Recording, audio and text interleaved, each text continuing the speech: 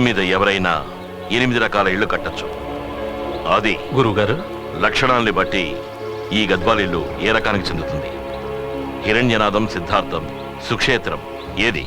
దక్షిణం, పడమర, ఉత్తరం, తూర్పు 4 సమంగా ఉన్నాయి. యమకూడలి కాదు, ఇది నిశ్చయం. యమదైవతం మృత్యువుని మాత్రం ప్రసాదిస్తుంది. అమ్మ బాబోయ్,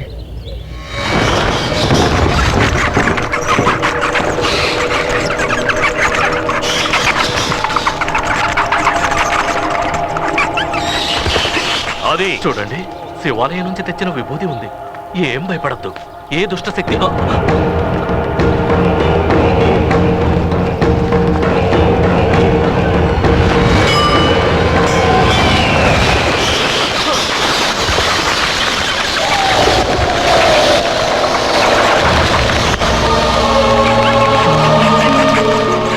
మారుస్తాను. కట్టిన వాడి చేతిని ఈ ఇంటిని మార్పిస్తాను. సంధ్య వేళకు ముందే కాళహస్తి ఆచార్య వంశంలోని వారొకరు రామవరం వస్తారు.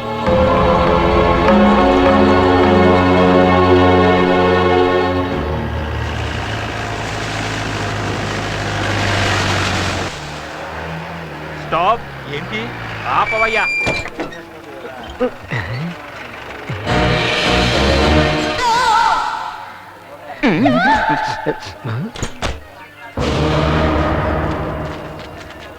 ఎవరు? ఓ, ఇల్లు కట్టేవాళ్ళ? ఇంతకు ముందు ఈ ఊళ్ళో ఎక్కడ చూడలేదే. ఇప్పుడు చూసావు కదా, సంతోషపడు. గాడిద రామనాథ్ కదూ? కాదు, ఈ రఘురాం. పని వెతుక్కుంటూ వచ్చినట్టున్నారు. నువ్వేం పని పక్కర్లేదు. రామవరంలో మా గురువు గారు ఉన్నారు. అక్కడికి వెళ్లే దారి చూపిస్తావా? మిడిగుడ్లో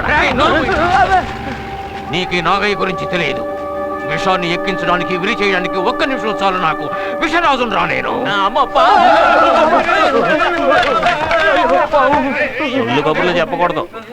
నేను ఊరికే చెప్పాను, పెద్ద విషరాజట. నువ్వు విషాన్ని ఎక్కించి విరిచేయగల ఉయ్యలేవు. అచ్యుత, చచ్చిన పాము కాటేదు, ఫోటోల పాము కాటేదు. అది పాము కాదు, చేప. సముద్ర పాముకి మామూలు పాముకి తేడా ఎలా తెలుస్తుంది గురు? పామును పట్టుకుని కొంచెం నాకి చూడు. ఉప్పగా ఉంటే అది సముద్ర పాము. ఇది ఇల్లా లేక అడుగా? ఏదైతేనేం మంచి చెక్ ఉంది. ఈ దెబ్బతో మన కష్టాలన్నీ తీరిపోతాయి. మనది కాదు, నాది. మాధవ శాస్త్రి గారు పిలిపించింది నిన్ను కాదు, నన్ను. గుర్తుంచుకో. ఇంకోసారి పిచ్చి బాగుడు బాగామంటే తరిమేస్తాను, జాగ్రత్త. ఏమిటి? ఎవరో పిలిచినట్టుగా ఉంది, రా. అయ్యో గురు, ముళ్ళు. ముళ్ళు వేయడానికి ఇవి తాళ్ళు కాదురా, ఓళ్ళో. అది కాదు, కాళ్ళు ముళ్ళు. చిరాకు పెట్టి ఉంటే చంపేస్తారు. అయ్యో గురు, శ్మశాన నిశ్శబ్దంలా ఉంది. ఇక్కడ ఎవరూ లేరా? నేను ఇక్కడ నుంచాను కదా, కనపడడం లేదా గాడిద? నేను అడిగింది అక్కడ వాళ్ళ గురించి. అయితే అక్కడ ఎవరో లేరా అని అడగాలి. అక్కడ ఎవరూ లేరా? చూడండి, అటు తినడానికి ఏదో తెస్తున్నారు. లడ్డు అయితే నీరు తింటారు. అవును, అంతఃపురంలో ఉంటున్న నీ అమ్మగారి పేరేంటో? నేను అనంతని. అంటే అనంత పద్మనాభం. అమ్మగారు కాదు. అయితే లోపలికి వెళ్ళి చెప్పు, కాళహస్తి నుంచి ఆచార్య గారు వచ్చారు. ఒట్టి ఆచార్య గారు కాదు, పెద్ద ఆచార్య గారు. పెద్దవాడిని కాదు.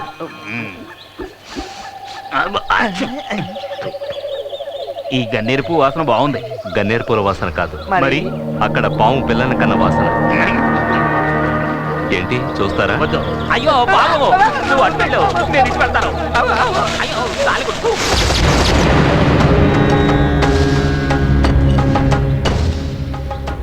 ఉత్తరం తప్ప మిగతా దిక్కుల్లో ఉంటే దాన్ని హిరణ్యనాభి అంటారు. ఇలాంటి భవనాల్లో ఉంటే అష్టైశ్వర్యాలు మెండుగా తులతూగుతాయి. కానీ మనం మాత్రం కష్టపడతాం. పాములు పెంచుకునే వాళ్ళతో పనికి పిలిచారని నాకు తెలీదు. పెళ్ళాం పిల్లలకి అందని చెప్పినట్టు పాము పిల్లలకి అందని చెప్తున్నాడు.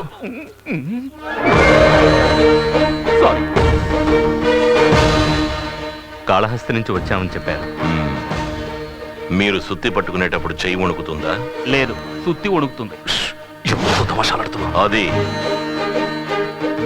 తమాషాగా మాట్లాడే అలవాటు వాళ్ళకి వంశపారంపర్యంగా వస్తున్నా. దానికి ఈ లోకంలో మందనేది లేదు. నీతో నాకు పనుంది, అందుకే పిలిపించాను. ఏం పనో ఏమిటో? మంత్రాలు నీకు నేర్పిస్తే తప్పు లేకుండా చెప్పగలవా? చెప్పడమా? తప్పు వచ్చిందంటే 100 సార్లు ఇంపోజిషన్ రాస్తాను సార్. వీడిని తీసుకెళ్లి స్నానం చేయించి సిద్ధం చేయి. క్షమించాలి, గత ఆదివారమే స్నానం చేశాను, ఇక వచ్చే ఆదివారమే స్నానం చేస్తాను. అదో వ్రతం. నన్ను కొలను ఇచ్చారంటే అందులో ఉన్న చేపలన్నీ చచ్చిపోతాయి. చెప్తే వినండి.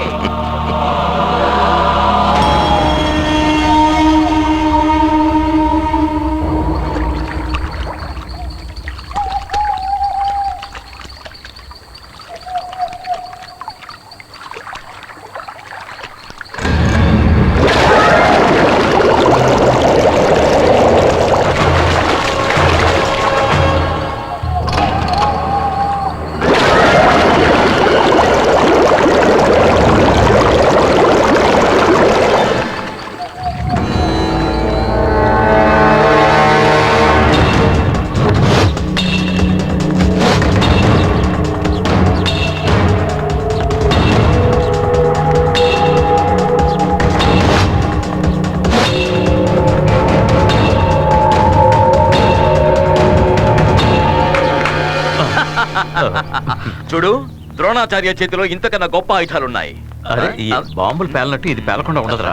అనయ్య, వాడిని తుపాకీతో కాదు, తెలివితోనే చంపాలి. నువ్వు తోట దగ్గరికి వెళ్ళు.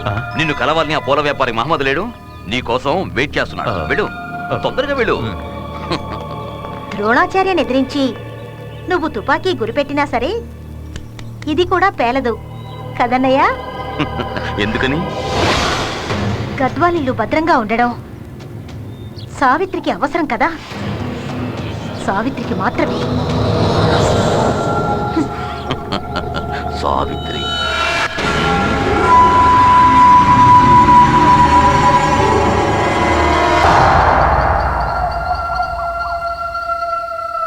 నేను జపించేది అలాగే పలకండి అందరూ. ఇంతకు ముందేమో ఎవరో మాట్లాడకూడదన్నారు, ఇప్పుడేమో ఇలా అంటున్నారు. ఇందులో నేను ఏం చెయ్యాలి? ఏమిటయ్యా? మాట్లాడకుండా గురువు గారు చెప్పాడు చేయి.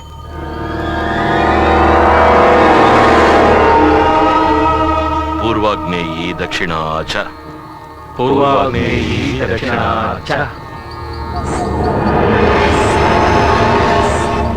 నైరుతి పశ్చిమా తథా నైరుతి పశ్చిమా తథా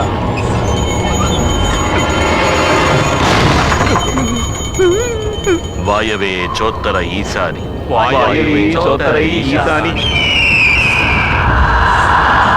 దిశ అష్టవిమా స్మృత దిశ అష్టవిమా స్మృత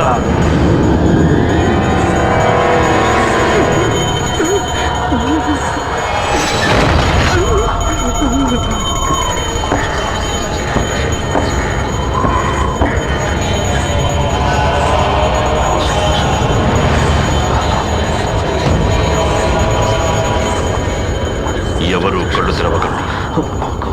ఏ శబ్దం విన్నా జపం ఆపకండి. రక్తం చూసి వణకకండి. వీరులైన నా శిష్యులు కూడా భయపడుతున్నారు చూడు. ఇంకాపుతావా నీ భీభత్సాన్ని? ఆయుధ ప్రయోగం బ్రాహ్మణులకు నిషిద్ధమని నాకు తెలుసు. అయినా నేను ఇది చేస్తాను. నీ నాలుగుని కోసేస్తాను. చుట్టూ విరబోసుకుని పిశాచిలా అరిచి ఎవరిని పరిహాసం చెయ్యలేవు. ఓం విశ్వకర్మణ్యే నమః. ఇక నీ నాలుక కదలదు.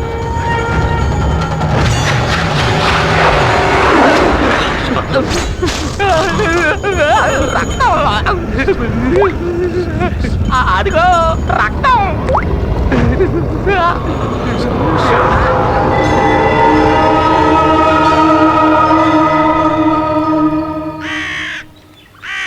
ఇంకెక్కడ ఉండకూడదు.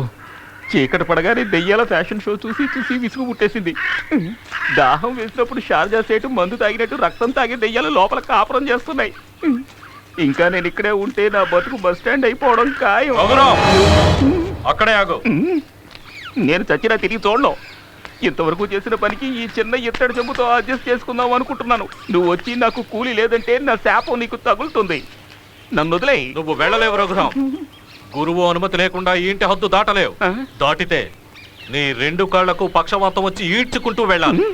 జీవితాంతం పాములా పాకుతూ తిరగాల్సి వస్తుంది. గుర్తుంచుకో. ఆగండి. అయినా ఎవరు వెళ్తున్నారు?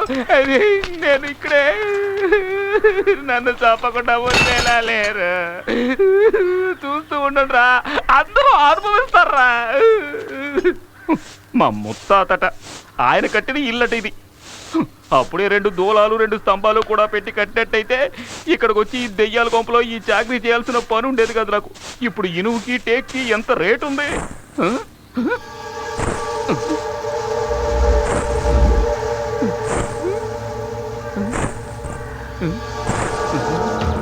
ఏదో శబ్దం వస్తున్నట్టుంది. అలాగే నుంచోవడం వల్లేమో. కూర్చుందాం. ఎముణ్ణే మింగి జీర్ణం చేసుకునే పిశాచానికి మనం తిట్టామని కోపం వచ్చినట్టుంది. సావిత్రమ్మ, నన్నేమి చెయ్యక. నేను సావిత్రిని కాదు, తులసి. అంతలోనే పేరు మార్చేసుకున్నావా? మాధవ్ గారు లేరా?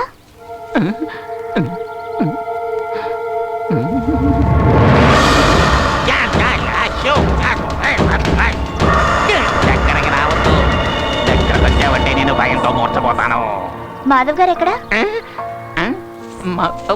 మాధవ మాధవ్ గారు ఎక్కడున్నారు? మాధవ్ గారా, ఆయన గురించి నన్నేమీ అడక్కో. బుర్రలో సరుకులేని 3-4 శిష్యులతో అగ్ని చుట్టూ కూర్చుని స్వాహా స్వాహా అని చెప్తూ నెయ్యి పోస్తూ ఉంటే ఒక్క దెయ్యం కూడా పోదు. దెయ్యాన్ని తరవాలంటే కాంచనలో లాగా ముస్లిం స్వాముల వారే రావాలి. అది నీకెలా తెలుసు? నేను కాంచన 6 సార్లు చూశాను. అందులో 3 దెయ్యాలు వచ్చినప్పుడు ఆయన చేత్తో నెమిలీకల్ని ఇలా ఇలా విదిలించి వాటిని సీసాలో బంధించి సముద్రంలో పడేశాడు. నేను చూశాను తెలుసా. ఆపరా. తులసి, నిన్ను తీసుకువెళ్ళడానికి ఎవరు రాలేదా? రా వెళదాం.